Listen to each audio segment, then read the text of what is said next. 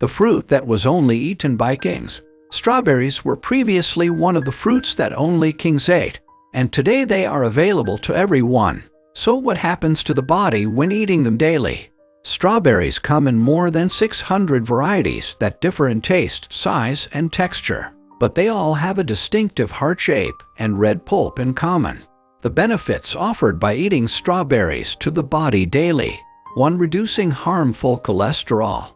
According to a study conducted, 23 healthy volunteers ate 500 grams of strawberries daily for a month, and at the end of that month, levels of harmful cholesterol, low-density lipoprotein, and triglycerides decreased significantly.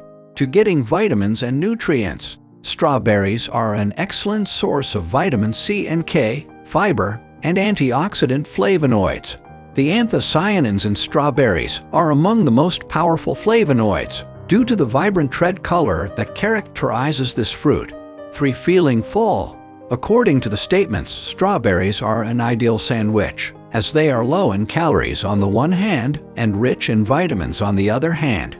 Strawberries consist of up to 90% water, and therefore 100 grams of them contain 43 calories.